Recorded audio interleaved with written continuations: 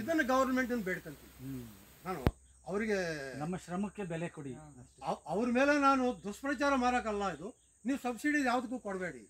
ನೀವು ರೈತನು ಬೆಂಬಲವಾಗಿ ನಿಂತ್ಕೋಬೇಕಂದ್ರೆ ಅವ್ರು ಬೆಳೆದಿರೋ ಬೆಳೆಗೆ ಅವ್ರು ಇಷ್ಟ ಬಂದಿದ್ದು ರೇಟ್ ಕಟ್ಕೊಳ್ಳಿ. ಅವರು ಯಾಕೆ ಕಾರ್ನವ್ರು ಕಟ್ಕೊಂತ ಇದ್ದಾರೆ, ನಮ್ಮ ಹತ್ರ ಗೋಧಿ ತಗೊಂಡು ಇಟ್ಟು ಮಾಡಿಬಿಟ್ಟು ಅವ್ರು ರೇಟ್ ಕಟ್ತಾರೆ.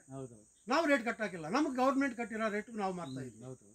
ಇದನ್ನೆಲ್ಲ ಒಂದು ಸ್ವಲ್ಪ ಬಗೆಹರಿಸ್ಬಿಟ್ಟು ರೈತ ಅವನು ಇಷ್ಟ ಬಂದಂಗೆ ಮಾರ್ಕೊಳಕ್ಕೆ ದಾರಿ ಮಾಡಿಕೊಡಿ ಅಂತ ಹೇಳಿ ನಾನು ಸರ್ಕಾರಕ್ಕೆ ಬೇಡ್ಕೊಂತೀನಿ, ವಿನ್ನಪದಿಂದ ಬೇಡ್ಕೊತಾ ಇದ್ದೀನಿ. ಅದು ಬಿಟ್ಟರೆ ನನಗೇನು ಸರ್ಕಾರದ ಮೇಲೆ ಕೋಪ ಇಲ್ಲ. ಯಾವ ಸರ್ಕಾರ ಬಂದ್ರೇನು ಎಲ್ಲ ಸರ್ಕಾರಗಳು ನಮಗೆ ಮುಂದುವರಿಯೋಕ್ಕೆ ಅವರು ನಮ್ಗೆ ಯೋಚನೆ ಮಾಡೋದು.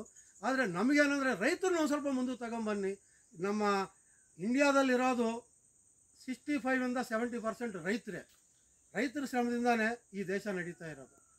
ಈ ಒಂದು ವರ್ಷ ರೈತ ಬೆಳೀಲಿಲ್ಲ ಅಂದರೆ ಎರಡನೇ ವರ್ಷ ಯಾರಿಗೂ ಊಟ ಸಿಗಲ್ಲ. ಮುಂದಿನ ಮಕ್ಕಳಿಗೆ ನಾವು ಒಳ್ಳೆ ಭೂಮಿ ಕೊಡಬೇಕಂದ್ರೆ ನೈಸರ್ಗಿಕವಾಗಿ ಮಾಡಬೇಕು. ನೈಸರ್ಗಿಕದಲ್ಲಿ ಎಷ್ಟು ನಾವು ದುಡ್ಡು ಮಾಡ್ಬೋದು ಅದನ್ನು ಕ್ಯಾಲ್ಕುಲೇಷನ್ ಮಾಡ್ಕೊಂಡು ನಾವು ಹಾಕಿದರೆ ಥರ ಬೆಳೆಗಳು ಹಾಕಿ, ಒಂದೇ ಥರ ಬೆಳೆ ಹಾಕಿದರೆ ಅಷ್ಟು ಬರಲ್ಲ. ಅದಕ್ಕೆ ಮಿಶ್ರಮ ಬೆಳೆಗಳು ಹಾಕಿ, ಸಮಗ್ರ ಕೃಷಿ ಮಾಡಿ. ಕುರಿ, ಮೇಕೆ, ಕೋಳಿ, ಮೀನು ಎಲ್ಲ ನಮ್ಮ ಜೊತೆಲಿದ್ರೆ ನಾವು ಉಪ್ಪೊಂದೇ ಹೊರಗಡೆಯಿಂದ ತರ್ತೀವಿ. ಈ ಮಾರ್ಕೊಂಡಿರೋದೆಲ್ಲ ನಿಮ್ಮ ಮನೆಗೆ ಬಂದಿರೋ ದುಡ್ಡೆ, ನೀವು ಮನೆ ಡೆವಲಪ್ ಮಾಡ್ಕೊಳ್ಳೋ ಅಂಥ ದುಡ್ಡೆ. ಅದರಿಂದ ಎಲ್ಲರೂ ರೈತರು ಮುಂದೆ ಬಂದು ನೈಸರ್ಗಿಕ ಕೃಷಿ ಮಾಡಿ ಅಂತ ಎಲ್ಲರಿಗೂ ಧನ್ಯವಾದ ಹೇಳ್ಕೊಂತ ನಾನು ಮುಗಿಸ್ತಾ ಇದ್ದೀನಿ. ನಮ್ಮ ತೋಟಕ್ಕೆ ಬಂದಿರೋದಕ್ಕೆ ಎಲ್ಲರಿಗೂ ನಮಸ್ಕಾರ.